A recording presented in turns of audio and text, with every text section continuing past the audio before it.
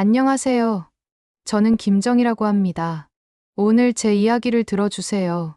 제가 이 이야기를 시작하는 건 혹시나 저와 비슷한 상황에 계신 분들이 있을까 봐서예요. 가족이라고 믿었던 사람에게 뒤통수를 맞은 경험. 여러분도 한 번쯤은 있으시지 않나요? 저는 그게 며느리였습니다. 그것도 10억이라는 상상할 수 없는 금액으로요.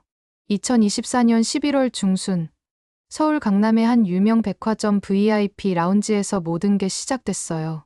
저는 그날 오후 3시쯤 남편과 함께 그 백화점에 갔었거든요. 남편 생일 선물로 시계를 하나 사려고 했는데 VIP 라운지에서 잠깐 쉬게 됐죠. 라운지 한쪽 벽면에 설치된 대형 모니터들이 눈에 들어왔어요.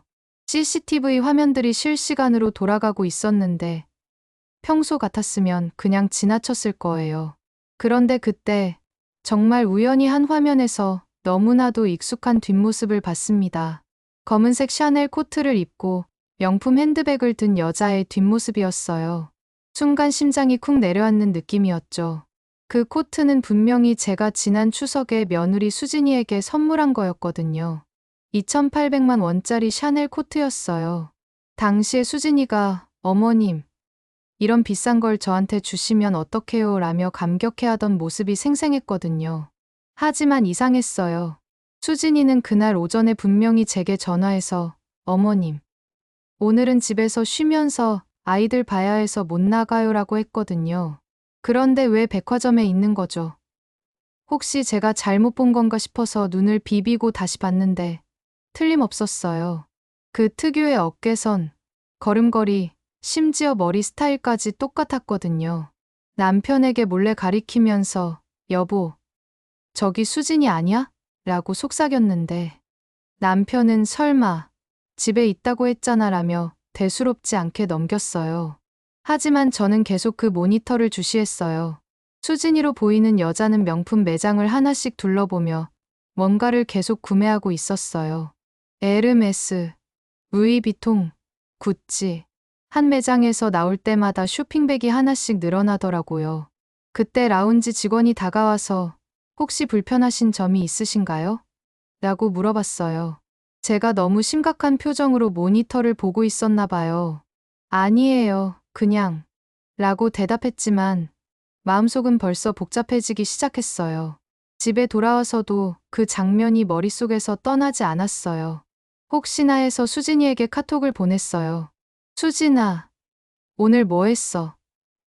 답장은 금세 왔어요. 집에서 아이들이랑 놀았어요. 어머님은 어떻게 보내셨어요? 평소와 다름없는 대답이었지만 왠지 모르게 석연치 않았어요. 그날 밤, 잠자리에 들기 전에 남편에게 다시 얘기해봤어요. 여보, 정말 이상해. 분명히 수진이었는데 남편은 피곤하다며 잘못 본 거야. 비슷한 사람 많잖아라고 하더라고요. 하지만 저는 확신했어요. 30년 넘게 살면서 사람을 그렇게 틀리게 본 적이 없거든요. 며칠이 지나면서 이상한 일들이 하나씩 눈에 들어오기 시작했어요. 우선 집에 배달되는 택배가 이상하게 많아졌어요. 수진이 이름으로 온 택배들이었는데 크기가 상당했어요. 명품 쇼핑몰에서 오는 박스들이 대부분이었죠. 처음엔 요즘 젊은 사람들이 온라인 쇼핑을 많이 하나 보다라고 생각했어요. 하지만 택배 기사 아저씨가 한마디 하더라고요. 여기 집 택배가 요즘 정말 많네요. 거의 매일 와요. 그때부터 슬슬 이상하다는 생각이 들기 시작했어요. 수진이는 전업주부고 저희가 생활비를 넉넉히 드리긴 하지만 그렇게 매일 쇼핑할 정도는 아니거든요. 그러던 어느 날 수진이가 새로운 가방을 들고 왔어요. 에르메스 버킨백이었어요. 3천만 원은 좋게 넘어 보이는 가방이었죠. 어머님, 이쁘죠? 친정엄마가 생일 선물로 사주셨어요 라고 하더라고요. 그런데 이상했어요. 수진이 친정어머니는 작은 식당을 운영하시는 분이거든요. 3천만 원짜리 가방을 선물로 사주실 만한 형편이 아니라는 걸 저도 알고 있었어요. 어머, 친정어머님이 복권이라도 당첨되셨나? 라고 농담처럼 물어봤는데 수진이 얼굴이 순간 굳어지더라고요. 아, 네. 그런 셈이죠 라며 애매하게 넘어가더라고요. 그때부터 제 안에서 뭔가 경보음이 울리기 시작했어요. 다음 날 아침, 남편이 출근하고 수진이도 아이들 등원시키러 나간 사이에 저는 서재에 앉아서 생각에 잠겼어요. 창밖으로 보이는 11월의 쓸쓸한 가로수들이 제 마음과 닮아 있었어요. 찬 바람이 나무집들을 떨어뜨리듯 제 마음속에서도 뭔가가 떨어져 나가는 기분이었죠. 그때 문득 패밀리 카드 생각이 났어요. 저희 가족은 제 명의로 된 패밀리 카드를 쓰고 있었거든요. 남편, 큰아들 부부, 작은아들 부부 모두 각자 카드를 하나씩 갖고 있었어요. 한도는 월 500만 원 정도로 설정해뒀고 특별한 일이 있을 때는 미리 얘기해서 한도를 늘려주는 시기였죠. 그런데 최근 카드 사용 알림이 이상하게 자주 왔어요. 보통 한 달에 서너 번 정도 오던 알림이 요즘엔 거의 매일 오더라고요. 처음엔 아이들이 필요한 게 맞나 보다 했는데 이제 와서 생각해보니 대부분이 수진이 카드에서 나간 알림이었어요. 핸드폰을 꺼내서 카드사 앱을 켰어요. 평소에는 한 달에 한 번 정도만 확인하던 명세서를 자세히 들여다봤죠. 그런데 정말 깜짝 놀랐어요. 수진이 카드 사용 내역이 평소보다 3배 이상 늘어나 있었거든요. 그것도 대부분이 백화점이나 명품 매장에서 결제된 거였어요. 10월 한 달 사용액만 1200만 원이었어요. 평소 수진이가 한 달에 300에 400만 원 정도 쓰던 걸 생각하면 말도 안 되는 금액이었죠. 그런데 더 이상한 건 11월 들어서 더 심해졌다는 거예요. 11월 15일까지만 해도 이미 800만 원을 넘어서고 있었어요. 세부 내역을 하나하나 보니까 정말 어이가 없었어요. 에르메스 450만 원, 샤넬 380만 원, 루이비통 290만 원. 이런 식으로 고액 결제가 계속 이어져 있었어요. 그것도 거의 매일같이요. 심지어 같은 날 같은 매장에서 여러 번 결제한 기록도 있었어요. 가슴이 답답해지기 시작했어요. 설마 수진이가 저 몰래 이런 식으로 돈을 쓰고 있었던 건 아니겠죠? 하지만 숫자는 거짓말을 하지 않잖아요. 명세서상으로는 분명히 수진이 카드로 결제된 내역들이었어요. 그때 갑자기 백화점에서 본 그 뒷모습이 다시 떠올랐어요. 검은색 샤넬 코트를 입고 명품 매장을 돌아다니던 여자. 점점 확신이 서기 시작했어요. 그게 정말 수진이었구나. 하지만 아직 확실하지 않았어요. 혹시 카드를 도난당했거나 복제된 건 아닐까요? 아니면 정말 급한 일이 있어서 어쩔 수 없이 쓴 건 아닐까요? 저는 수진이에게 좋은 며느리라는 말을 자주 들었거든요. 결혼 후 7년 동안 한 번도 저희와 큰 문제를 일으킨 적이 없었어요. 그날 저녁 수진이가 집에 왔을 때 저는 최대한 자연스럽게 물어봤어요. 수진아, 요즘 쇼핑 많이 하네. 수진이는 네, 별로 안 했는데요. 필요한 것들만 샀어요 라고 대답했어요. 거짓말이었죠. 명세서를 본 제가 확실히 알 수 있었어요. 그날 밤 잠이 오지 않았어요. 침대에 누워서 천장을 바라보며 생각에 잠겼어요. 복도 너머로 들려오는 수진이네 방에서의 아이들 웃음소리가 평소와 다르게 들렸어요. 혹시 제가 너무 예민하게 반응하는 건 아닐까요? 하지만 1200만 원이라는 금액은 예민함으로 넘길 수 있는 수준이 아니었어요. 다음 날 오전, 수진이가 아이들을 유치원에 데려다 주러 나간 사이에 저는 다시 카드 명세서를 확인했어요. 이번에는 더 자세히 날짜와 시간까지 꼼꼼히 봤죠. 그런데 정말 이상한 패턴을 발견했어요. 대부분의 고액 결제가 평일 낮 시간에 이뤄져 있었어요. 그것도 수진이가 집에 있다고 말한 날들과 겹치는 경우가 많았어요. 예를 들어 11월 3일에는 제게 감기 기운이 있어서 집에서 쉴게요라고 했는데 그날 오후 2시에 백화점에서 280만 원을 결제했더라고요. 그뿐만 아니라 결제 시간도 이상했어요.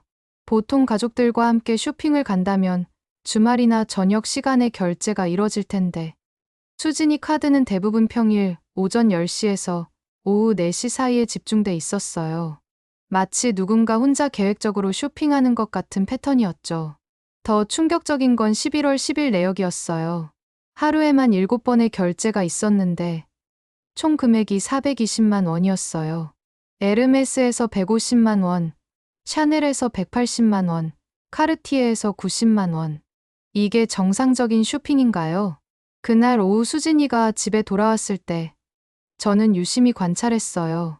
새로운 액세서리를 하고 있었어요. 카르티에 팔찌였죠.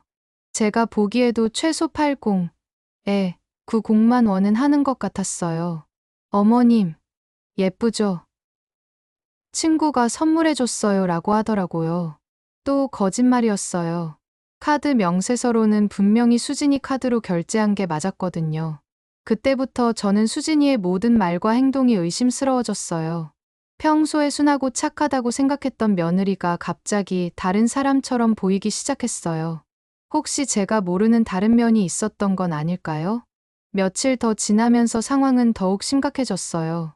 택배는 계속 늘어났고 수진이의 옷차림과 액세서리는 날마다 더 고급스러워져요. 그런데 정작 본인은 요즘 별로 쇼핑 안 해요라며 시치미를 떼고 있었어요. 11월 20일 저녁, 저는 결심했어요. 더 이상 이렇게 넘어갈 수는 없겠더라고요. 남편에게 모든 걸 얘기하기로 했어요. 카드 명세서를 출력해서 서재 책상 위에 펼쳐놨어요. A사 용지 여러 장에 걸친 결제 내역들이 마치 범죄의 증거처럼 보였어요. 남편이 퇴근해서 저녁 먹고 나서 저는 조심스럽게 얘기를 꺼냈어요. 여보, 수진이 카드 사용 내역 좀 봐줄래? 남편은 처음에 뭔 일이야? 라며 대수롭지 않게 생각하더니 명세서를 보더니 표정이 굳어지더라고요. 이게 정말 수진이가 쓴 거야? 남편의 목소리에 당황스러움이 묻어났어요. 응. 카드 번호도 확인해봤어. 분명히 수진이 카드 맞아. 저는 최대한 침착하게 대답했어요. 그날 밤, 저희 부부는 새벽 2시까지 이야기했어요. 남편도 처음엔 뭔가 오해가 있을 거야 라고 했지만 명세서상의 숫자들은 너무나 명확했어요. 10월부터 11월 20일까지만 해도 총 2,300만 원이 넘는 금액이 수진이 카드로 결제돼 있었어요. 내일 수진이랑 얘기해봐야겠어. 남편이 무거운 목소리로 말했어요. 하지만 저는 뭔가 더 확실한 증거가 필요하다는 생각이 들었어요. 혹시 수진이가 변명을 하거나 다른 이유를 댈 수도 있잖아요. 그날 밤 잠들기 전에 저는 창밖을 내다봤어요. 11월의 밤하늘은 유독 차갑고 어두웠어요. 몇 개 안 되는 별들이 희미하게 반짝이고 있었죠. 그때까지만 해도 저는 이 일이 이렇게 큰 문제로 번질 줄은 몰랐어요. 단순히 며느리의 과소비 정도로만 생각했거든요. 하지만 지금 생각해보면 그때가 바로 제 인생에서 가장 큰 배신의 시작이었어요. 10억이라는 상상할 수 없는 금액의 시작점이기도 했고요. 혹시 여러분들도 비슷한 경험 있으신가요? 가족이라고 믿었던 사람에게 뒤통수를 맞은 경험 말이에요. 다음 날 아침, 저는 새벽 6시부터 일어나서 컴퓨터 앞에 앉았어요. 더 정확한 증거를 찾기 위해서였죠. 카드사 홈페이지에 로그인해서 지난 1년간의 모든 내역을 엑셀로 다운받았어요. 파일을 열어보는 순간 정말 충격이었어요. 수진이 카드 사용액이 올해 1월부터 계속 증가하고 있었거든요. 1월에는 평범하게 250만 원 정도였는데 2월 380만 원, 3월 520만 원 이런 식으로 매달 늘어나더니 9월에는 980만 원, 10월에는 1200만 원을 넘어섰어요. 그리고 11월은 아직 20일밖에 안 지났는데도 벌써 1100만 원이었어요. 총합계를 계산기로 두드려 봤어요. 손이 떨렸어요. 올해 1월부터 11월 20일까지 8억 4,300만 원이었거든요. 거의 10억에 가까운 금액이에요. 이게 말이 되나요? 한 사람이 10개월 만에 이렇게 많은 돈을 쓸 수 있는 건가요? 세부 내역을 하나하나 보면서 더욱 놀랐어요. 명품만 해도 엄청났어요. 에르메스 버킨백 4개에 총 1억 2천만 원, 샤넬 클래식백 7개에 8,400만 원, 루이비통 가방들 15개에 6,200만 원. 가방만 해도 2억이 넘었어요. 신발은 어떨까요? 크리스찬 루부텐 구두 23켤레에 4,600만 원, 지미추 구두 18켤레에 3,200만 원. 더 기가 막힌 건 시계와 보석이었어요. 롤렉스 시계 3개에 9,800만 원, 카르티에 팔찌와 목걸이에 7,200만 원, 불가리 반지들에 5,400만 원. 한 사람이 이렇게 많은 액세서리가 필요한가요? 그런데 명품 쇼핑은 시작에 불과했어요. 호텔비를 보고 정말 어이가 없었어요. 신라호텔 스위트룸이 무려 47번, 총 1억 8,900만 원이었어요. 롯데호텔 32번에 1억 2,300만 원, 그랜드 하얏트 28번에 1억 800만 원. 도대체 누구랑 그렇게 자주 호텔에 간 거죠? 항공료도 말도 안 됐어요. 대한항공 퍼스트 클래스로 파리 6번, 뉴욕 4번, 런던 3번. 총 항공료만 5,200만 원이었어요. 그런데 수진이는 저희에게 한 번도 해외여행 간다는 얘기를 한 적이 없어요. 아이들 때문에 못 간다고 했었거든요. 스파와 에스테틱 비용도 엄청났어요. 청담동의 유명한 스킨케어 클리닉에서만 3,200만 원, 압구정 스파에서 2,800만 원, 한 달에 몇 번씩 가서 몇백만 원씩 쓴 기록들이 빼곡했어요. 더 황당한 건 리무진과 운전기사 비용이었어요. 월 정기 이용료로 매달 400만 원씩, 10개월간 4천만 원이 결제돼 있었어요. 수진이가 언제부터 전용 운전기사를 쓴 거죠? 저희 집에 차가 3대나 있는데 말이에요. 식당비도 어마어마했어요. 한 번에 300에 500만 원씩 쓴 기록들이 수두룩했어요. 대부분 강남의 고급 일식집이나 프렌치 레스토랑이었어요. 그것도 거의 매주 2에 3번씩 가고 있었더라고요. 도대체 누구랑 그렇게 비싼 식당에 다닌 거죠? 가장 이해할 수 없었던 건 명품 리폼과 커스터마이징 비용이었어요.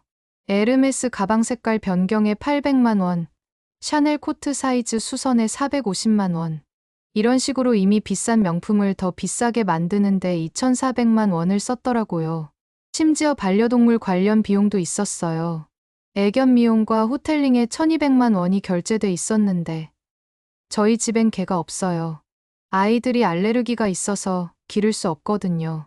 그럼 도대체 누구 개를 위해 쓴 돈이죠? 모든 내역을 정리하다 보니 하나의 패턴이 보였어요. 대부분의 고액 결제가 평일 낮 시간대에 집중돼 있었고 위치도 강남 일대로 한정돼 있었어요.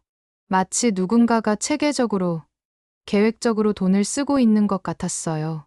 그때 문득 포인트 적립 내역도 확인해 봐야겠다는 생각이 들었어요. 백화점 VIP 회원 포인트 사이트에 로그인해 봤더니 수진이 이름으로 올해만 2억 3천만 원어치 포인트가 적립돼 있었어요. VIP 골드 등급을 넘어서 다이아몬드 등급까지 올라가 있더라고요. 포인트 적립 내역을 자세히 보니 더욱 의심스러운 부분들이 보였어요. 같은 날 같은 시간대에 여러 층의 다른 매장에서 동시에 결제한 기록들이 있었어요. 한 사람이 어떻게 동시에 여러 곳에서 쇼핑할 수 있을까요? 혹시 카드를 다른 사람에게 빌려준 건 아닐까요? 백화점 멤버십 혜택 사용 내역도 문제였어요. VIP 라운지 이용 횟수가 무려 128번이었어요. 거의 격일로 백화점에 간 셈이죠. 그리고 개인 쇼핑 컨설턴트 서비스도 월 200만 원씩 정기 결제하고 있었어요. 이 모든 걸 정리하면서 저는 점점 확신이 섰어요. 이건 단순한 과소비가 아니라 뭔가 다른 목적이 있는 것 같았어요. 하지만 그게 뭔지는 아직 알 수 없었어요. 그날 오후 택배가 또 왔어요. 이번엔 특별히 큰 박스였어요. 택배 기사 아저씨가 이거 무거워요. 어디 놔드릴까요? 라고 하더라고요. 박스를 받아보니 에르메스 로고가 찍혀 있었어요. 보내는 곳은 청담동 에르메스 매장이었죠. 수진이가 집에 돌아와서 택배를 보더니 아, 이거 친구가 부탁한 건데 잘못 배송된 것 같아요 라고 하더라고요. 그런데 택배 송장을 보니 분명히 수진이 이름과 저희 집 주소가 적혀 있었어요. 또 거짓말이었죠. 더 이상 참을 수 없었어요. 그날 저녁 수진이가 아이들을 재우고 난 후 저는 남편과 함께 거실에서 대화를 나눴어요. 수진아, 잠깐 앉아봐. 네, 어머님. 무슨 일이세요? 카드 사용 내역 좀 물어볼 게 있어. 순간 수진이 표정이 굳어지는 게 보였어요. 카드요? 무슨? 이거 봐. 저는 출력해둔 명세서를 테이블 위에 펼쳤어요. 이게 다 뭐야? 수진이는 잠시 말을 잇지 못했어요. 얼굴이 새하얗게 질려 있었죠. 어머님, 이게 제가 다 설명할게요. 8억이 넘어 설명이 되는 금액이야? 그게 사실은 호텔비만 3억이야. 누구랑 다닌 거야? 아버님, 어머님, 정말 오해예요. 남편이 끼어들었어요. 오해. 숫자가 오해야? 친구들이랑 모임이 있어서 매주 500만 원짜리 모임을? 수진이는 더 이상 대답하지 못했어요. 그냥 고개만 숙이고 있었죠. 수진아, 솔직하게 얘기해. 돈이 급해서 그런 거야? 아니에요. 그냥 제가 너무 철없었어요. 철없어서 10억을 써. 그때 수진이가 갑자기 울음을 터뜨렸어요. 죄송해요. 정말 죄송해요. 제가 잘못했어요. 하지만 이미 늦었어요. 숫자는 거짓말을 하지 않았거든요. 우는 것만으로 이 상황이 해결될 수 있는 건 아니었어요. 그날 밤 수진이는 자기 방으로 들어갔고, 저희 부부는 새벽까지 이야기했어요. 남편도 이제서야 상황의 심각성을 깨달은 것 같았어요. 여보, 이거 단순한 문제가 아니야. 나도 알아. 근데 도대체 뭔 일인지 모르겠어. 내일 카드사에 전화해보자. 혹시 부정사용인지 확인해야겠어. 다음 날 아침, 저는 카드사 고객센터에 전화했어요. 상담원에게 상황을 설명하고 부정사용 가능성이 있는지 문의했어요. 고객님, 모든 결제가 정상적으로 승인된 건이라 부정사용으로 보기는 어렵습니다. IC칩 사용과 서명 확인도 모두 정상이었고요. 그럼 이 카드를 누가 사용한 건지 확인할 수 있나요? 카드 소지자 본인이 사용한 것으로 기록돼 있습니다. 백화점 VIP 서비스 이용 내역도 모두 정상이고요. 더 이상 변명의 여지가 없었어요. 수진이가 직접 카드를 들고 다니면서 쇼핑한 게 분명했어요. 그 다음 주에 저는 백화점에 직접 가봤어요. VIP 라운지에서 수진이에 대해 물어봤죠. 담당 직원이 저를 알아보더니 반갑게 인사했어요. 어머님, 며느님이 정말 자주 오세요. 거의 매일 보는 것 같아요. 매일요? 네. 올해 들어서 128번 방문하셨어요. 저희 VIP 중에서도 가장 자주 오시는 분이에요. 뭘 주로 하시던가요? 명품 쇼핑이 대부분이고, 가끔 친구분들이랑 오셔서 식사도 하시고. 친구분들이요? 네. 보통 두세 명이서 오세요. 다들 나이가 비슷해 보이시던데. 점점 퍼즐이 맞춰지기 시작했어요. 수진이가 혼자 온 게 아니라 다른 사람들과 함께 왔다는 거였어요. 그럼 그 사람들은 누구일까요? 집에 돌아와서 수진이에게 직접 물어봤어요. 수진아, 백화점에 누구랑 다녀? 친구들이요. 어떤 친구들? 대학 때 친구들이에요. 이름이 뭐야? 수진이는 대답을 못했어요. 뭔가 숨기고 있는 게 분명했어요. 그때 저는 수진이 핸드폰을 확인해 봐야겠다는 생각이 들었어요. 하지만 며느리 핸드폰을 함부로 볼 수는 없었죠. 그래서 다른 방법을 생각해 봤어요. 택배 기록을 역추적해 보기로 했어요. 지난 몇 달 동안 온 택배들의 송장 번호를 하나하나 확인해 봤더니 대부분이 명품 브랜드에서 온 거였어요. 그런데 재미있는 건 배송 시간이 대부분 수진이가 외출한 시간과 겹친다는 거였어요. 더 자세히 조사해 보니 택배 일련 번호에도 패턴이 있었어요. 연속된 번호들이 많았어요. 마치 한 번에 여러 개를 주문한 것처럼요. 그리고 일부 택배는 수진이가 직접 받지 않고 대리 수령된 것들도 있었어요. 이 모든 정황을 종합해 보면 수진이가 체계적으로 계획적으로 이런 일들을 벌인 게 분명했어요. 단순한 충동 구매나 스트레스성 쇼핑이 아니라 뭔가 다른 목적이 있는 것 같았어요. 그런데 아직도 가장 큰 의문이 남아 있었어요. 도대체 왜 이런 일을 한 걸까요? 그리고 그 많은 물건들은 다 어디에 있는 걸까요? 수진이 방에는 그렇게 많은 명품들이 보이지 않았거든요. 혹시 다른 목적이 있는 건 아닐까요? 전매나 헌금 같은 그런 생각이 들기 시작했어요. 그렇다면 이건 단순한 과소비가 아니라 더 심각한 문제일 수도 있겠더라고요. 그 다음 주부터 저는 본격적인 추적에 나섰어요. 이제 단순한 의심이 아니라 확실한 증거가 필요했거든요. 먼저 카드사에 정식으로 거래, 내역 상세 조회를 요청했어요. 고객센터에서 처음엔 개인정보 보호를 이유로 거절했지만 제가 카드의 명의자이고 패밀리 카드의 관리자라는 걸 증명한 후에야 협조를 받을 수 있었어요. 11월 25일 카드사 VIP 지점에 직접 찾아갔어요. 차가운 겨울바람이 얼굴을 스치며 지나갔지만 제 마음은 더욱 차갑고 단단해져 있었어요. 지점장과의 면담에서 저는 지난 1년간의 모든 거래를 시간순으로 정리한 자료를 요청했어요. 고객님, 이 정도 규모의 자료 정리에는 며칠이 소요됩니다. 상관없어요. 정확한 자료가 필요해요. 3일 후 받은 자료는 정말 충격적이었어요. A사 용지 247페이지에 달하는 거래 내역이었죠. 하지만 여기서 중요한 걸 발견했어요. 수진이 카드로 결제된 금액 중 상당 부분이 즉시 취소 처리되었다가 다시 현금 환불로 처리된 기록들이 있었거든요. 예를 들어 에르메스에서 450만 원을 결제했다가 2시간 후 취소하고 그 다음날 현금으로 환불받은 기록이 23건이나 있었어요. 샤넬에서도 비슷한 패턴이 17건, 루이비통에서 19건. 이게 뭘 의미하는지 알겠더라고요. 카드로 물건을 사고 바로 환불받아서 현금화하는 수법이었어요. 더 자세히 분석해보니 환불 패턴에도 규칙이 있었어요. 대부분이 금요일 오후나 토요일에 구매하고 월요일 오전에 환불받는 시기였어요. 주말을 끼고 있어서 카드사 모니터링이 상대적으로 느슨한 시점을 노린 것 같았어요. 환불 방식도 교묘했어요. 카드 환불이 아니라 현금 환불을 고집했던 거죠. 이유는 선물용으로 샀다가 마음이 바뀌었다거나 사이즈가 안 맞는다는 식이었어요. 한두 번이면 모르겠는데 총 89번의 환불 기록이 있었어요. 이렇게 현금화된 금액만 계산해봐도 3억 2천만 원이 넘었어요. 그럼 나머지 5억여 원은 어디로 간 걸까요? 이 부분이 더 궁금해졌어요. 그때 저는 백화점 쪽에서도 자료를 수집해야겠다는 생각이 들었어요. 11월 28일 백화점 고객 서비스 센터에 연락했어요. VIP 고객이라는 점을 강조하며 수진이의 구매 이력과 환불 이력을 요청했어요.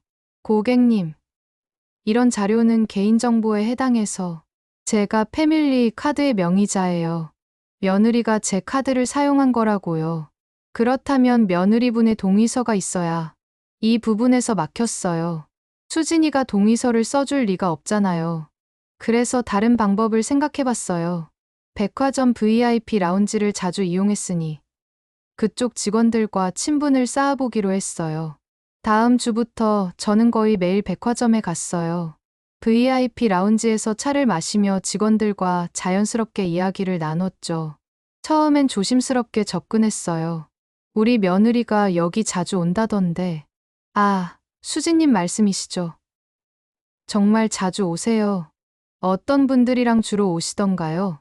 보통 4명이서 오시는데 다들 젊고 예쁘세요. 옷도 비싸게 입고 다니시고. 며칠 더 지나서 한 직원이 귀띔해줬어요. 사실 며느님이 좀 특이하셔서 기억에 남아요. 어떻게요? 물건을 사시고 바로 환불하시는 경우가 많거든요. 저희도 처음엔 이상하게 생각했는데 얼마나 자주요? 한 달에 서너 번은 되는 것 같아요. 그런데 환불할 때마다 현금으로 달라고 하시더라고요. 이제 확실해졌어요. 수진이가 의도적으로 현금화를 위해 이런 짓을 하고 있었던 거예요. 하지만 아직 퍼즐이 완성되지 않았어요. 현금화한 돈이 어디로 갔는지 알아야 했거든요. 그래서 은행 쪽도 조사해보기로 했어요. 12월 2일, 저는 주거래 은행에 갔어요. 수진이가 저희 집 며느리라는 걸 증명하고 가족 계좌의 거래 내역을 확인할 수 있는지 문의했어요. 역시나 쉽지 않았어요. 고객님, 계좌의 명의자가 아니시면 조회가 불가능합니다. 그럼 계좌 개설 여부만이라도 확인할 수 있나요? 그것도 어렵습니다. 다른 방법을 찾아야 했어요. 그때 생각난 게 수진이가 평소에 쓰던 은행들이었어요. 결혼할 때 통장 정리를 하면서 주로 어느 은행을 쓰는지 들었던 기억이 있었거든요. 며칠간 수진이를 관찰해봤어요. 평일 오전에 외출할 때 어느 은행에 가는지 확인해봤죠. 신한은행, 우리은행, 국민은행, 총 4곳의 은행을 돌아다니더라고요. 각 은행마다 가서 계좌 개설 여부를 확인해 보려고 했는데 역시 개인정보 보호 때문에 쉽지 않았어요. 하지만 한 은행에서 실마리를 찾았어요. 창구 직원이 "아, 수진님. 오늘도 큰 금액 입금하러 오셨네요. 라고 인사를 하더라고요. 저는 뒤에 줄 서서 들었는데 정말 놀랐어요. 수진이가 현금 800만 원을 입금하고 있었거든요. 입금 후 수진이가 나간 뒤 저도 창구로 가서 조심스럽게 물어봤어요. "저기, 방금 나간 분이 우리 며느린데 자주 오나요?" "네. 거의 매주 오세요. 항상 현금으로 큰 금액을 입금하시더라고요." "얼마 정도요?" "그건 말씀드릴 수가. 더 이상 알아낼 수는 없었지만 이제 확실해졌어요. 수진이가 현금화한 돈을 별도 계좌에 모으고 있다는 거요. 그런데 이 모든 걸 혼자 한 건 아닌 것 같았어요. 너무 체계적이고 계획적이었거든요. 분명히 다른 사람들과 함께 한 일이라는 확신이 들었어요. 그래서 수진이의 휴대폰을 확인해야겠다는 생각이 들었어요. 하지만 어떻게 해야 할지 막막했죠. 그러던 중 기회가 왔어요. 12월 5일 저녁, 수진이가 샤워하러 간 사이에 핸드폰이 거실 소파에 놓여 있었어요. 평소 같았으면 그냥 지나쳤겠지만 이제 상황이 달랐어요. 조심스럽게 핸드폰을 들어봤어요. 다행히 비밀번호 없이 지문인식으로 열 수 있었어요. 메신저 앱을 확인해 보니 정말 충격적인 내용들이 있었어요. 언니들이라는 그룹 채팅방이 있었는데 멤버가 5명이었어요. 대화 내용을 보니 정말 기가 막혔어요. "오늘 에르메스에서 500 빼냈어. 다들 어때? 나도 샤넬에서 300 했어. 요즘 직원들이 눈치채는 것 같은데 괜찮아. 우리가 VIP잖아. 의심 안 해. 수진아, 내 시어머니가 의심하는 것 같던데? 아직 괜찮아. 하지만 조심해야겠어. 이번 달까지만 하자. 너무 오래 하면 들킬 수 있어." "이게 뭐예요?" 수진이가 혼자 한 게 아니라 조직적으로 한 일이었던 거예요. 다른 4명과 함께 각자의 패밀리 카드를 이용해서 현금화 작업을 하고 있었던 거죠. 더 위로 올라가서 예전 대화들을 보니 더욱 충격적이었어요. "각자 목표 금액 정했어? 나는 5억까지. 나는 3억 정도면 될 것 같아. 수진이가 제일 조건 좋잖아. 10억 가능하지?" "응." 시어머니가 워낙 믿어주셔서 목표 금액까지 정해놨다는 게 정말 어이가 없었어요. 그리고 저를 이용해서 가장 큰 피해를 입히려고 했던 거예요. 대화방 이름도 현금화 프로젝트로 되어 있었어요. 완전히 계획적인 범죄였던 거죠. 사진들도 있었어요. 각자가 현금화한 돈 다발들을 찍어서 인증하는 사진들이었어요. 수진이도 800만 원, 1200만 원 이런 식으로 현금 다발 사진을 올려놨더라고요. 더 끔찍한 건 그들이 나눈 대화였어요. "시어머니들은 영원히 모를 거야. 카드 명세서도 안 보는 분들이 대부분이잖아. 설사 들켜도 과소비라고 하면 돼. 맞아. 범죄는 아니잖아." 이 사람들이 저희를 완전히 바보로 보고 있었던 거예요.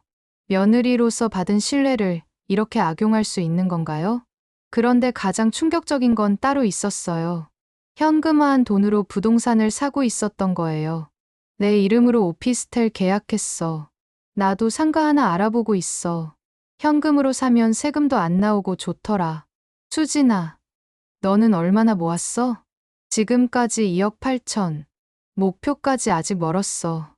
이 대화를 본 순간 온몸에 소름이 돋았어요. 이건 단순한 과소비가 아니라 계획적인 횡령이었어요. 그것도 부동산까지 사가면서 자산을 은닉하고 있었던 거예요. 샤워하는 소리가 멈추는 바람에 급하게 핸드폰을 원래 자리에 놓았어요. 하지만 제 머릿속엔 그 대화 내용들이 생생하게 각인되어 있었어요. 그날 밤 잠이 오지 않았어요. 침대에 누워서 생각해보니 정말 어이가 없었어요. 7년 동안 좋은 며느리라고 생각했던 수진이가 사실은 저희 가족의 돈으로 부동산까지 사고 있었다니요. 다음 날부터 저는 더욱 체계적으로 증거를 수집하기 시작했어요. 우선 휴대폰으로 그 메신저 대화들을 사진으로 찍어뒀어요. 수진이가 샤워할 때마다 조금씩 찍어서 총 47장의 증거 사진을 확보했어요. 그 다음엔 카드사와 백화점에서 받은 모든 자료들을 시간순으로 정리했어요. 엑셀로 만든 표가 A4 용지 15페이지나 되더라고요. 구매 일시, 구매처, 금액, 환불 일시, 환불 방법까지 모든 게 들어있었어요. 특히 환불 패턴을 분석해보니 더욱 교묘했어요. 한 매장에서 너무 자주 환불하면 의심받을까봐 여러 백화점을 돌아가면서 했던 거예요. 롯데백화점, 신세계백화점, 현대백화점, 강남권 주요 백화점은 다 이용했더라고요. 또한 환불 사유도 다양하게 만들어놨어요. 선물 받을 사람이 마음에 안 들어 한다. 색깔이 마음에 안 든다. 사이즈가 안 맞는다. 매번 다른 이유를 대면서 의심을 피해갔던 거죠. 12월 10일, 저는 드디어 변호사를 만나기로 결심했어요. 이 문제를 혼자 해결하기엔 너무 복잡하고 큰 일이었거든요. 지인의 소개로 형사사건 전문 변호사를 만났어요. 변호사님, 이런 경우는 어떻게 해야 할까요? 변호사는 제가 가져간 자료들을 꼼꼼히 보더니 심각한 표정을 지었어요. 이거 단순한 가족 문제가 아니네요. 어떤 의미인가요? 카드 부정 사용, 사기, 횡령. 여러 가지 죄목이 적용될 수 있어요. 횡령이요? 패밀리 카드라고 해서 무제한으로 쓸 수 있는 건 아니거든요.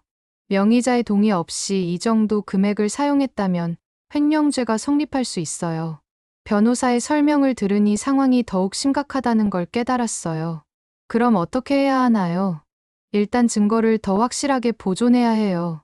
메신저 대화 같은 경우엔 언제든 삭제될 수 있으니까 공증을 받아두는 게 좋겠어요. 공증이요?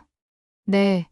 휴대폰 화면을 공증인 앞에서 캡처해서 증거로 보존하는 거예요. 나중에 법정에서도 인정받을 수 있거든요. 변호사는 또한 다른 조언도 해줬어요. 백화점 CCTV나 출입 기록도 확보해야 해요. 본인이 직접 가서 쇼핑했다는 걸 증명할 수 있거든요. 그런 게 가능한가요? 백화점에서 협조해준다면 가능해요. VIP 고객이시니까 요청해볼 만해요. 변호사와의 상담을 마치고 집에 돌아오는 길, 제 마음은 복잡했어요. 이제 정말로 며느리와 법정에서 싸워야 하는 상황이 된 거예요. 가족이라고 생각했던 사람과 말이에요. 하지만 이미 선택의 여지가 없었어요. 10억에 가까운 돈을 이렇게 날릴 수는 없었거든요. 그것도 이렇게 계획적이고 악의적인 방법으로 말이에요. 그날 밤 남편에게 모든 걸 털어놨어요. 변호사와 상담한 것부터 메신저 대화 내용까지 전부 다요. 정말 믿을 수가 없어. 남편도 충격을 받은 것 같았어요. 여보, 우리가 너무 순진했던 것 같아. 이제 어떻게 해야 할까? 변호사님 말씀대로 증거부터 확실하게 보존하자. 다음 주부터 저희는 본격적으로 증거 보존 작업에 들어갔어요. 공증사무소에 가서 휴대폰 화면을 공증받고 카드사와 백화점에서 받은 모든 자료들도 공증했어요. 특히 백화점 출입 기록을 확보하는 데 시간이 좀 걸렸어요. 처음엔 개인정보라며 거절당했지만 변호사가 공문을 보낸 후에야 협조를 받을 수 있었어요. 출입 기록을 받아보니 정말 놀라웠어요. 수진이가 올해 들어서 백화점에 총 247번 출입했더라고요. 거의 매일 간 셈이에요. 그리고 매번 4시간씩 머물렀던 기록도 있었어요. 더 중요한 건 CCTV 영상이었어요. 백화점에서 최근 3개월간의 영상을 제공해줬는데 수진이가 다른 사람들과 함께 오는 모습이 선명하게 찍혀 있었어요.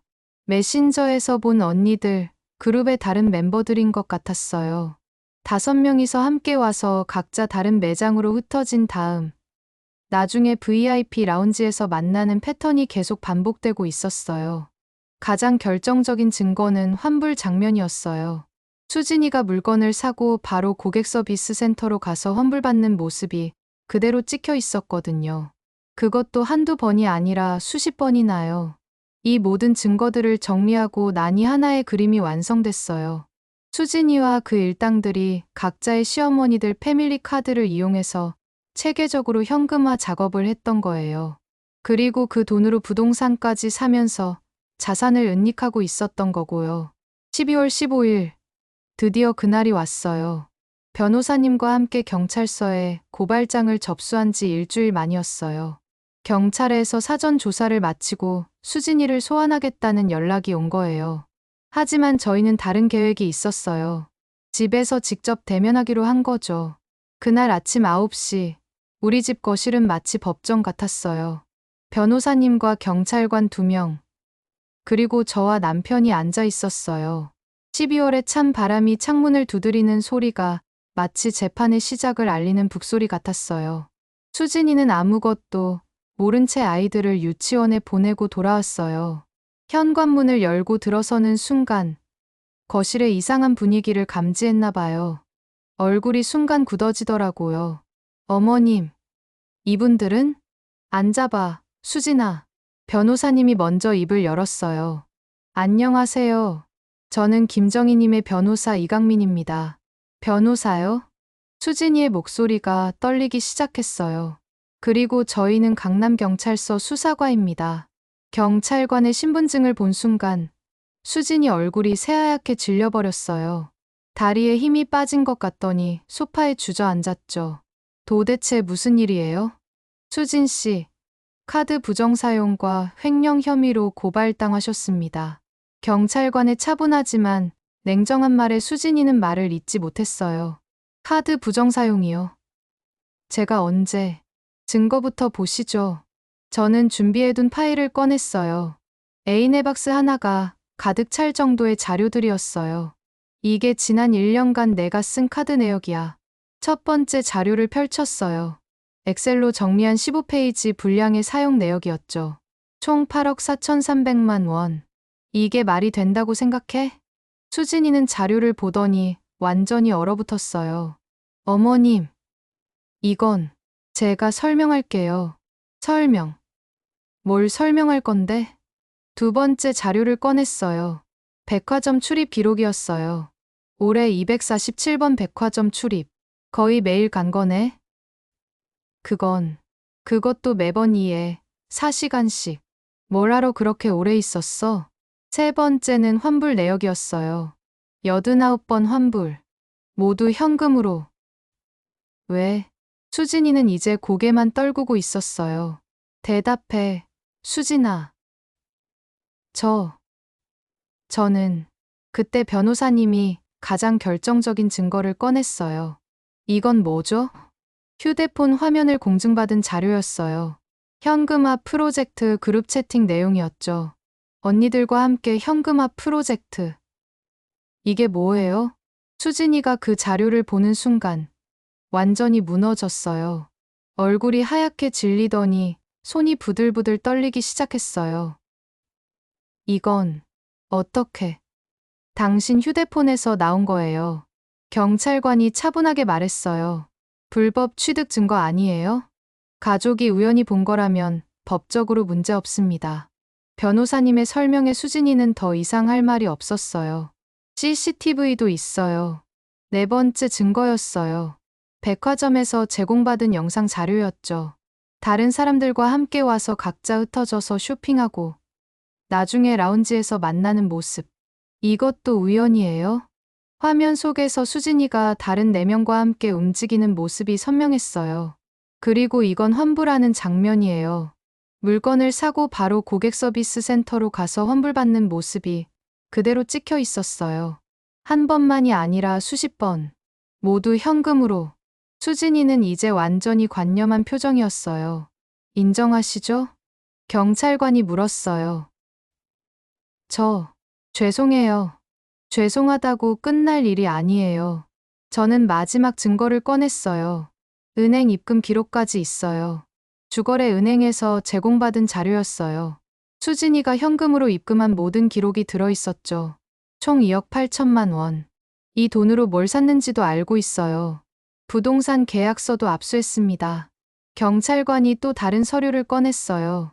강남구 오피스텔 1억 5천만 원. 현금으로 계약하셨네요. 수진이는 이제 말도 못하고 있었어요. VIP 담당 직원 진술서도 있습니다. 수진님이 자주 환불하셔서 기억에 남는다고 하네요. 항상 현금으로 달라고 하셨다고. 특이해서 기억에 남는다고. 증거가 하나씩 제시될 때마다 수진이는 더욱 작아졌어요. 마치 거대한 거짓말의 탑이 무너지는 것 같았어요. 카드 서명도 확인했습니다. 마지막 결정타였어요. 모든 결제 시 서명이 일치해요. 본인이 직접 하신 거 맞죠? 네. 겨우 나온 대답이었어요. 승인 전화 녹취도 있어요. 고액 결제 시 본인 확인 전화. 모두 수진 씨 목소리예요. 저희가 음성 분석까지 의뢰했거든요. 이제 변명할 여지가 전혀 없었어요. 그룹 채팅의 다른 멤버들도 모두 검거했습니다. 경찰관의 말에 수진이가 고개를 들었어요. 언니들도요? 네. 어제 모두 체포했어요. 각자 시어머니들 돈으로 총 23억 원을 횡령했더군요. 수진 씨가 그 중에서도 가장 많이 횡령했고요. 수진이는 이제 완전히 절망한 표정이었어요. 저 정말 잘못했어요. 용서해 주세요. 이제 용서의 문제가 아니에요. 변호사님이 차분하게 말했어요. 형사처벌과 민사배상 모두 진행됩니다. 현재까지 확인된 피해액이 8억 4,300만 원. 여기에 이자와 위자료까지 포함하면 10억은 넘을 거예요. 수진이가 완전히 무너졌어요. 바닥에 주저앉더니 흐느끼기 시작했어요.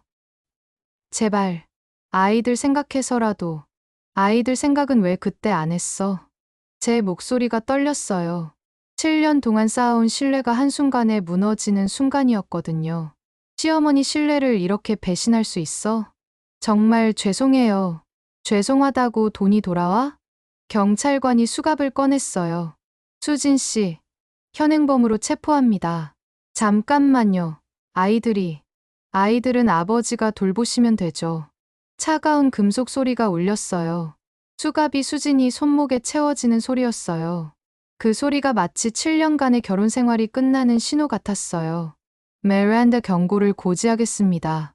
묵비권을 행사할 수 있고 변호사를 선임할 권리가 있습니다. 수진이는 수갑이 채워진 상태로 끌려나갔어요. 현관문이 닫히는 순간까지도 어머님, 정말 죄송해요라고 계속 외쳤어요. 집 안은 갑자기 조용해졌어요. 방금 전까지의 긴장감이 거짓말처럼 사라지고 이상한 정적만 남았어요. 이제 끝났네요. 변호사님이 말했어요. 아직 시작이에요. 경찰관이 대답했어요. 압수수색 영장도 집행해야 하고 다른 공범들과의 관계도 조사해야 해요. 그때부터 수사관들이 집 안 곳곳을 뒤지기 시작했어요. 수진이 방에서 명품들이 쏟아져 나왔어요. 옷장 가득한 에르메스, 샤넬, 루이비통. 우리 돈으로 산 것들이었어요. 서랍에서는 부동산 관련 서류들이 나왔어요. 오피스텔뿐만 아니라 상가까지 계약한 상태였더라고요. 이거 보세요. 수사관이 뭔가를 발견했어요. 현금이 숨겨져 있네요. 침대 매트리스 밑에서 현금 2천만 원이 나왔어요. 다발로 묶어서 숨겨둔 거였어요.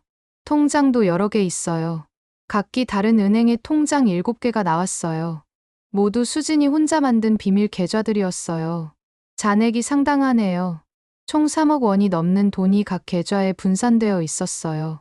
휴대폰도 2개네요. 평소 쓰던 휴대폰 외에 다른 폰이 하나 더 있었어요. 그룹 멤버들과의 연락용이었나 봐요. USB도 발견했습니다. 컴퓨터에서 USB가 나왔는데 안에 엑셀 파일이 들어 있었어요. 현금화 프로젝트 수익 정산이라는 제목이었어요. 파일을 열어보니 정말 치밀했어요. 각자의 목표 금액, 현재까지 달성액, 향후 계획까지 모든 게 정리되어 있었어요. 수진이 목표액은 10억이었고 현재까지 8억 4천만 원을 달성한 상태였어요. 목표까지 1억 6천만 원 남은 상황이었던 거죠. 다른 멤버들 정보도 다 들어있네요. 5명의 신상 정보와 각자 시어머니들의 카드 정보까지 모든 게 기록되어 있었어요. 이거 완전한 조직범죄네요. 경찰관이 놀라며 말했어요. 단순한 가족 내 횡령이 아니라 조직적인 사기극이었어요. 압수수색이 끝날 때까지 4시간이 걸렸어요. 상자 15개 분량의 증거물이 압수됐어요. 저는 그 모든 과정을 지켜보면서 정말 어이가 없었어요. 수진이가 얼마나 치밀하게 계획하고 실행했는지 알 수 있었거든요. 7년 동안 착한 며느리 연기를 하면서 뒤에서는 이런 일을 벌이고 있었다니요. 정말 사람을 믿을 수 없게 만드는 일이었어요. 부인, 많이 힘드시죠? 경찰관이 저를 위로해줬어요. 괜찮아요. 오히려 후련해요. 이제 진실이 밝혀졌으니까요. 그날 저녁 뉴스에 나왔어요. 며느리 5명이 시어머니 카드로 23억 횡령이라는 제목으로요. 우리 사건이 전국적인 이슈가 된 거예요. 남편과 저는 그 뉴스를 보면서 복잡한 마음이었어요. 여보, 우리가 너무 순진했나? 아니야. 가족을 믿은 게 잘못은 아니야. 하지만 이렇게 당할 줄은. 이제 끝났어. 다시 시작하자. 그날 밤, 창밖으로 보이는 12월의 차가운 별들이 유독 밝게 빛나고 있었어요. 마치 어두웠던 진실이 마침내 밝혀진 것처럼요. 여러분들은 이런 일을 겪어보신 적 있나요? 가장 믿었던 사람에게 배신당한 경험 말이에요. 정말 상상도 못할 일이었는데 현실에서 일어났어요. 그로부터 6개월이 지났어요. 2025년 6월 서울중앙지방법원에서 최종 판결이 나왔습니다. 수진이는 사기와 횡령 혐의로 징역 3년에 집행유예 5년을 선고받았어요. 그리고 민사소송에서는 10억 4,200만 원의 배상 판결이 나왔죠. 판결문을 받아보는 날, 법원 복도의 차가운 공기가 아직도 기억나요. 6월의 햇살이 창문을 통해 들어왔지만 제 마음은 여전히 복잡했어요. 승소했다는 안도감과 동시에 7년간 가족이라고 믿었던 사람과 이렇게 끝나게 된 허탈감이 교차했거든요. 더 중요한 건 상속권 박탈이었어요. 가정법원에서 수진이의 상속권을 완전히 박탈한다는 결정이 나왔어요. 민법 제1004조에 의한 상속 결격 사유에 해당한다는 거였죠. 피상속인인 저희 부부에 대한 중대한 배임 행위로 인정된 거예요. 뿐만 아니라 수진이가 그동안 받은 모든 증여도 무효 처리됐어요. 결혼 후 7년간 저희가 해준 각종 지원금, 명품 선물, 심지어 신혼집 전세금까지 모두 반환 대상이 됐어요. 총 2억 3천만 원 상당이었죠. 유류분 청구권도 완전히 배제됐어요. 보통은 상속권이 박탈되어도 최소한의 유류분은 인정되는 경우가 많은데 이번 경우는 배신의 정도가 너무 심각해서 법원에서 아예 차단한 거예요. 아이들 문제가 가장 복잡했어요.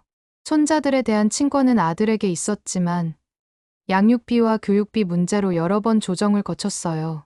결국 저희가 아이들 양육을 전담하기로 했어요. 아이들에게는 죄가 없으니까요. 재산 회복 과정도 쉽지 않았어요. 수진이가 현금화해서 사둔 부동산들을 처분하는 데만 3개월이 걸렸어요. 오피스텔과 상가 매매 계약을 모두 해지하고 계약금과 중도금을 회수하는 과정이었죠.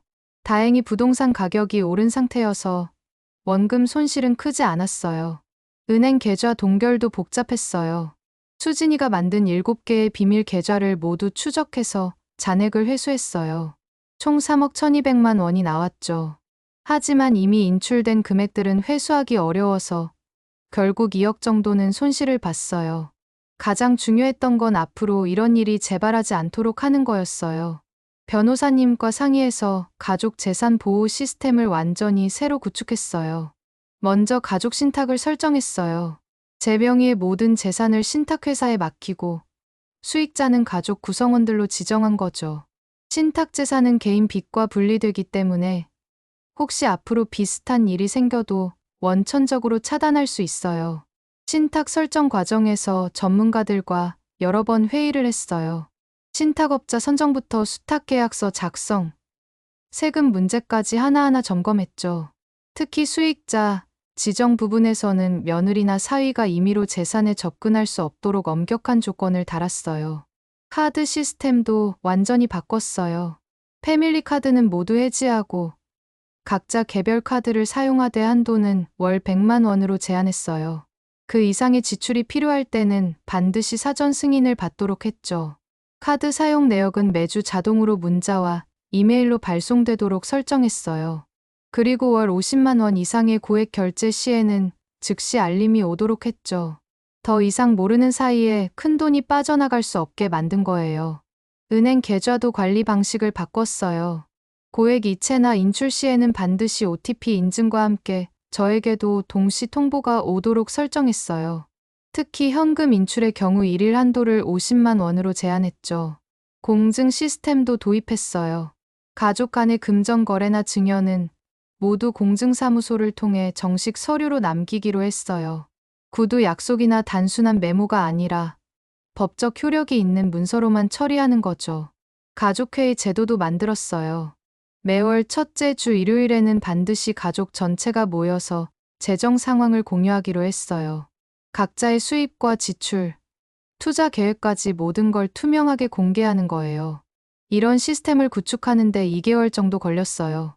번거롭긴 하지만 다시는 이런 일이 생기지 않으려면 필요한 과정이라고 생각했어요. 가장 힘들었던 건 마음의 상처였어요. 7년 동안 딸처럼 여겼던 며느리에게 이렇게 배신당한다는 게 정말 충격이었거든요. 처음 몇 달은 사람에 대한 불신이 너무 커서 밤잠을 제대로 잘 수 없었어요. 상담을 받기도 했어요. 가족치료 전문가와 몇 차례 상담을 통해 마음의 상처를 치유해 나갔죠. 상담사는 신뢰는 무너뜨리기는 쉽지만 다시 쌓기는 어렵다면서도 그렇다고 모든 사람을 의심하며 살 수는 없다고 조언해줬어요. 시간이 지나면서 조금씩 평정을 찾았어요. 수진이 개인의 잘못이지. 모든 며느리가 그런 건 아니라는 걸 받아들이게 됐죠. 하지만 예전처럼 무조건적인 신뢰를 주지는 않게 됐어요. 신뢰하되 검증하는 그런 자세로 바뀐 거죠. 다른 가족 구성원들도 변화했어요. 큰아들은 처음엔 아내를 감싸려고 했지만 진실이 밝혀진 후에는 완전히 선을 그었어요. 이혼 절차를 밟으면서 아이들 양육권을 가져왔죠. 작은아들 부부는 형수의 일을 보고 정말 충격받았다면서 앞으로 더욱 투명하게 지내겠다고 다짐했어요. 경제적 손실도 상당했어요. 회수하지 못한 2억 원 외에도 변호사 비용, 소송 비용, 신탁 설정 비용 등등 총 3억 원 정도의 손실을 봤어요. 하지만 더 큰 손실을 막았다고 생각하니 그나마 다행이었어요. 수진이의 공범들도 모두 처벌받았어요. 5명 모두 비슷한 수준의 형을 받았고 각자 시어머니들에게 배상하게 됐죠. 총 피해액이 23억 원이었는데 사회적으로도 큰 이슈가 됐어요. 패밀리 카드 제도의 허점을 보여준 사례라고 언론에서 크게 다뤘거든요. 이 사건 이후로 카드회사들도 시스템을 개선했어요. 패밀리 카드 고액 사용 시 주카드 소지자에게 즉시 알림이 가도록 하고 연속 환불 시에는 별도 확인 절차를 거치도록 했죠. 저희 사건이 사회 시스템 개선에도 기여한 셈이에요. 지금은 1년이 더 지난 상황이에요. 손자들은 저희와 잘 지내고 있어요. 처음엔 엄마가 왜 갑자기 없어졌는지 이해하지 못했지만 나이에 맞게 차근차근 설명해주니 받아들이더라고요. 아이들에게는 할머니, 할아버지가 있으니까 괜찮다고 말해줬어요. 큰아들도 새로운 삶을 시작했어요. 이혼 후 혼자서 아이들을 키우며 일하는 게 쉽지 않지만 저희가 많이 도와주고 있어요. 작은아들 부부는 여전히 착하게 잘 지내고 있고요. 돈에 대한 생각도 많이 바뀌었어요. 예전에는 가족에게 돈을 주는 걸 당연하게 생각했는데 이제는 좀 더 신중하게 접근해요. 사랑과 돈은 별개라는 걸 뼈저리게 깨달았거든요. 특히 며느리나 사위에게 큰 돈을 쥐어주는 건 오히려 독이 될 수 있다는 걸 배웠어요. 무분별한 경제적 지원이 그들을 변하게 만들 수도 있다는 거죠. 이제는 필요한 만큼만, 그것도 명확한 용도를 정해서 지원해요. 신뢰에 대해서도 많은 생각을 하게 됐어요. 가족이라고 해서 무조건 믿는 것보다는 믿되 확인하는 자세가 중요하다는 걸 알았어요. 사랑하는 만큼 관심을 갖고 지켜보는 것. 그게 진정한 가족애라고 생각해요. 요즘 주변에서 비슷한 상담을 요청하는 분들이 많아요. 며느리나 사위의 카드 사용이 이상하다거나 갑자기 고가품을 많이 사는 것 같다는 이야기들이죠. 그럴 때마다 제 경험을 공유해드리고 있어요. 가장 중요한 건 조기 발견이에요. 저처럼 10억 가까이 당하기 전에 미리 발견해야 해요. 카드 명세서를 정기적으로 확인하고 이상한 패턴이 보이면 즉시 확인해보는 게 중요해요. 그리고 가족 간의 소통도 중요해요. 돈 문제를 터부시하지 말고 오픈하게 이야기할 수 있는 분위기를 만들어야 해요. 숨기고 감추는 문화가 오히려 이런 문제를 키우거든요. 법적 보호장치도 미리 마련해두는 게 좋아요. 신탁이나 후견인 제도 같은 걸 미리 알아보고 준비해두면 혹시 모를 상황에 대비할 수 있어요. 지금 생각해보면 정말 큰 시련이었지만 덕분에 더 현명해진 것 같아요. 예전보다 신중하게 판단하게 됐고 가족 관계도 더 건강해진 것 같아요. 고통스러웠지만 결과적으로는 더 나은 방향으로 바뀐 거죠. 여러분들도 혹시 비슷한 상황에 계신가요? 아니면 주변에 그런 분들이 있으신가요? 이런 일은 남의 일이 아니에요. 언제든 우리에게도 일어날 수 있는 일이거든요. 가족을 사랑하되 맹목적이지는 말아야 해요. 밑대 확인하고 주대 관리하는 자세가 필요해요. 그게 진정으로 가족을 보호하는 길이라고 생각해요. 제 이야기가 여러분들에게 조금이라도 도움이 됐으면 좋겠어요. 같은 피해를 당하는 분들이 더 이상 없었으면 하는 마음으로 이 이야기를 들려드렸어요. 구독과 좋아요, 그리고 댓글로 의견을 남겨주시면 정말 큰 힘이 됩니다.